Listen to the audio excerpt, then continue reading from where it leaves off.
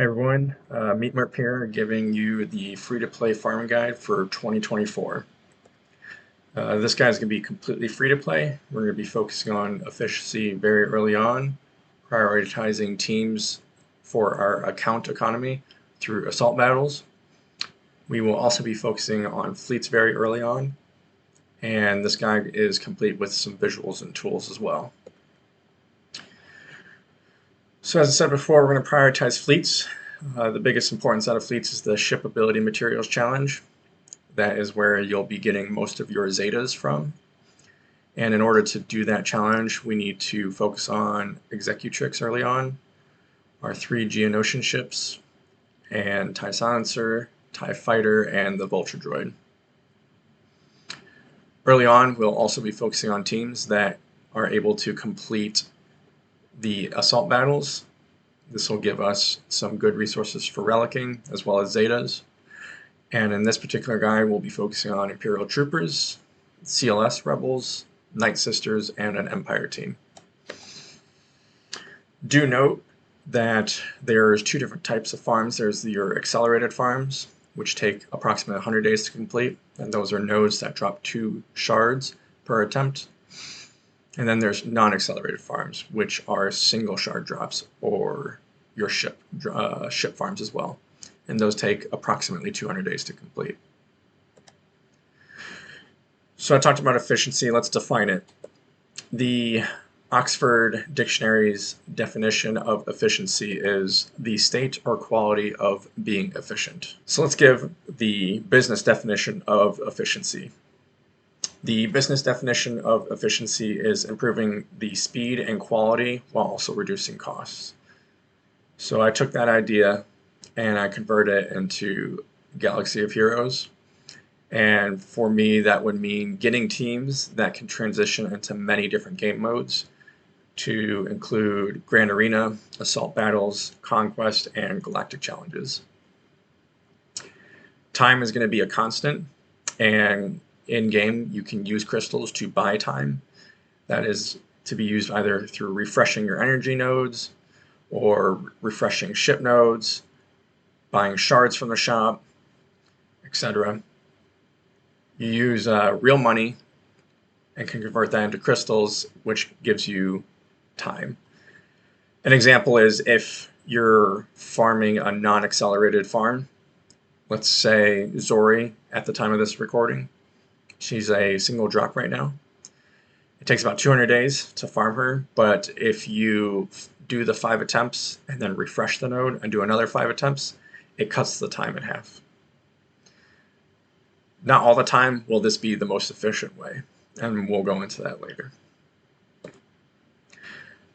The journeys that we're going to be taking are, we're going to be doing R2-D2, Commander Luke Skywalker, Emperor Palpatine, Chewbacca, Grandmaster Yoda, and C-3PO. Now early on, your day 1 teams, you're going to have to focus on 2 different sides, the light side and the dark side.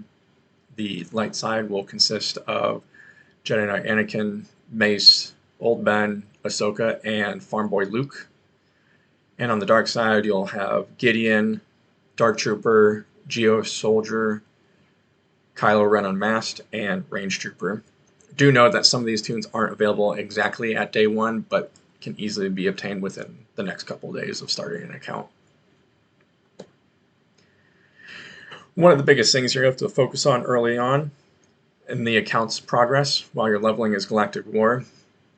And I've done a few accounts now, and I find that the Iden Team, led by Troopers, is probably the best one for you. Iden League gives you a lot of offense percent, speed for the whole team, and protection recovery, which will come in handy when you complete a node in Galactic War. If you have some protection still on a character remaining, it'll usually get refreshed to full on the next battle. So for that team, you'll have Iden, Stormtrooper, Magma Trooper, Range Trooper, and Dark Trooper initially, until you can unlock Stark, and then Stark will take their place. The team still works very well with Dark Trooper. The reason we don't want Dark Trooper in there is due to one of Iden's abilities, which gives her bonus turn meter if everyone else that's on her team is not a leader and they're not droids. And Dark Trooper is obviously a droid. Our fleet will be working as soon as we unlock Cantina. So we'll be using the Executrix with Geo Soldier, Geo Spy, and Sunfac. We'll also be getting Vulture Droid because we're focusing on Iden so early. And then we need to fill in with the Imperial TIE Fighter and Cruise Silencer. Now moving on to the visual farming path, got inspired through Darth Loquitter's different guides a year or two ago. So I kind of adopted it and tailored it to what would make the most sense for us and the most efficient path possible. The visual farming path is divided up by the 3 different energy types that we have to manage, and that is energy, fleet, and cantina. And we'll go into depth into each one of those momentarily. In the first few weeks, weeks 1 through 14, you're going to be focusing on Veers, which we will need him for the Imperial Troopers Assault Battle Challenge. We'll be focusing on range, which is a key component of that same team. You'll farm Jedi Knight Anakin until you get the Bastila Shan node unlocked later on, in which she will become the better lead and also leads into Jedi Knight Revan, which will be a future assault battle requirement. We'll also be focusing on Grief and IG this early on. There is a special event that comes out once in a while called Credit Heist, and credits will be one of our biggest crunches early on, and you'll need a lot of scoundrels for that. And Grief and IG also play into the grand plan of getting Executor. And then we'll also be focusing on Iden / the Vulture Droid, which is on the same node. Moving on to weeks 15 through 28, we will be continuing to farm Iden and the Vulture Droid until Vulture Droid is finished at 7 stars. We'll be using the Vulture Droid and the Geo ships for the Executrix, which will then translate later on into the Malevolence fleet with General Grievous. We will also be picking up the IG 2000 node, or the 8th Brother node, and finishing that until IG 2K is finished. We'll be farming the Mandalorian until the Xanadu Blood node unlocks, and then we'll be focusing on Xanadu Blood until we finish that ship. Same thing, we'll be working on Mother Talzin for the Night Sister team for one of our other assault battles until the Houndstooth node unlocks, and then we'll be focusing on Houndstooth until we finish Houndstooth at 7 stars. And then lastly, we'll also start running Piet, which is the other key component to the Imperial Troopers team. Moving on to weeks 28 through 40, continuing to IG, we will also be starting up the Queel or the Imperial TIE Bomber node, which will be a requirement for the Executor. We will be continuing Xanadu Blood until finished, same thing with Houndstooth, and then we'll pick up Cara Dune, which is also a requirement for the Executor. Rounding out the entire path, we will be picking up Zombie for the Night Sister team. We will be finishing Imperial TIE Bomber, Xanadu Blood. We will be finishing Talzin for the Night Sister team. Same thing with the Mandalorian. And then we'll also be picking up Hyena Bomber, which is the last ship needed for the Malevolence, and finishing that, or continuing to farm that node until we finish the Hyena Bomber. Now going into our fleet farms, the really only consists of 4 major components: the Sunfax ship, Slave 1, the Imperial TIE Fighter, and TIE Advanced. We want to start Sunfac as soon as possible. That's one of the other key ships to our early fleet. And then as the nodes unlock, put the extra stuff into Slave 1, Imperial TIE Fighter, and TIE Advanced. Ships take approximately 28 weeks to complete from the moment you start the node. So adjust your timeline from there. on when each node gets started. That way you have a good idea of when your ship farm will be completed, and then you can focus more into relic materials that you can farm from the fleet normal nodes. Now moving on to Cantina, we want to farm Geo Soldier up to 7 stars right away. This has 2 benefits. One, he's a pilot for the ships that we need for the Executrix, and then secondly, like on the account I'm running right now, if you join a guild and they're doing some of the legacy raids, not the speeder bike raid, normally the requirement is just 1 7-star character, and Geo Soldier will get you there the quickest. As soon as you're done with Geo Soldier, you want to start up with the crew and TIE Silencer to 5 stars until you unlock Geo Spy. Then you just want to work on Geo Spy right away, get him to 7 stars, then fall back to crew to get his TIE Silencer to 5 stars. And then if you find yourself done with those 2 farms as well, just fill in with Farm Boy Luke and Old Ben. Later on, Chief Chirpa's node will unlock. You'll want to take priority for him.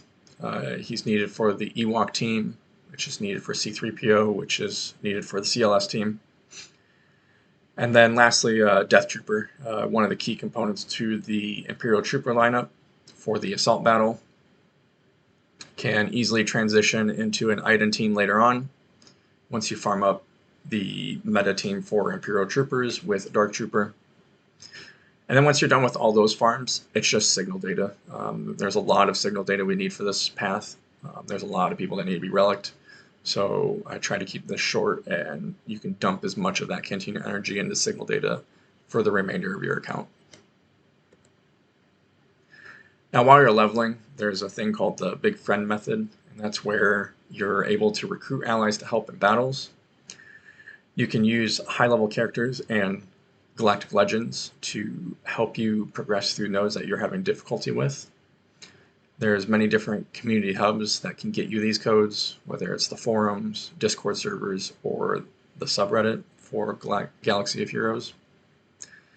And I've used this method. It's very key in the early game when you're unable to pass a node that might get you Queel's node unlocked early or Piet's node unlocked as soon as it's available. Now moving on to Zeta Priority. Later on, you'll get these materials called Zetas, which unlocks the full potential of characters. The first 2 we're going to focus on are the Imperial Troopers ones. So for Piet and Veers, those are key to getting the assault battle completed. Once you get those 2 done, we can move on to Vader's Merciless Massacre. That just turns them into a powerhouse. Then we'll focus on Bosk, and then the rest is going to go into the CLS teams. So Han, CLS, and Chewbacca's Zetas. A more rare material you'll get is Omicrons. They can be used for Grand Arena, territory battles, or territory wars. What I suggest this early on is getting Qui-Gon Jinn's agility training, which is great for pairing him up with Jedi Knight Anakin, as well as Iden, which we're already farming early on, and you can take the troopers that I built in this plan for Galactic War, slap Iden's Ami on, put her on defense, and she'll do a lot of work for you. And then if you're interested in territory wars, I just listed a couple on here, but just do what you would like to do. These are the ones I just suggested because we're already going down the path of building these individuals. So it's not much of an ask to throw in an Ami if you want to help out your guild in territory wars. Moving on to Relic Priority, we're going to be focusing on Vader first. He needs to be Relic 7 anyways for the Executor. Then we'll be moving on to Bosk, and then CLS, Han, and Chewbacca. Continuing on, we will then focus on Piet to Relic 8, Boba Fett to Relic 8, Dengar, IG, and then the TIE Fighter Pilot, which should round out your required relics for the Executor journey. Now for currency usage, I've made this little chart showing some primary and secondary things you would need to look out for in the shops and divided it up by the currencies that you'll be getting. This is just a general guide. The biggest priority is your fleet currency. You need to make sure that you're buying the Razor Crest shards as they show up, as that will be the quickest way to getting Razor Crest, which is needed for the Executor. The only other way to get Razor Crest shards is through Proving Grounds, which requires 4 million GP, which you should have Executor by then. Now remember, this is more of an organic guide. I'll be constantly updating it, unlike other guides I've seen online where they just post it in the beginning of the year and kind of just leave it static, especially when the game climate changes drastically, such as when the raid currency changed to Mark 1, 2s, and 3s. I'll be constantly updating this guide. I'm actually running my own free-to-play account with weekly updates. And if I find anything that's not as efficient or something comes up, whether it's suggestions from you guys or something I've noticed, I'll definitely update the guide and put out a new updated video. If you find anything that doesn't seem right, definitely reach out, whether through Discord or through comments in the YouTube. As I stated before, I started a free-to-play account that's going to be following this guide. I started on 1 January. It'll be very easy to follow. And it'll be coming out with weekly updates. Probably the most important thing about this guide and any other person's guide is just have fun with it. You don't want this to just be a laundry list where, you know, there's no emotional investment into characters that you want. Definitely balance out whether it's my guide or someone else's guide to what character you actually want to build. And then part 2, I'm going to be posting a video soon on the bigger look at efficient farming and kind of helping yourselves build out your own farming path, whether it's mine, whether it's someone else's, and kind of seeing all the different angles in which you need to balance, whether it's through credits, Zeta economy, shards, shipbuilding materials, whatever it might be that you're trying to build, and showing you kind of all the means to get those currencies and what you can expect your account to have through the weeks and months. That way you can properly plan out your farms. And then if you guys have any questions, please let me know. Reach out in the comments below or through Discord, and then have a good day.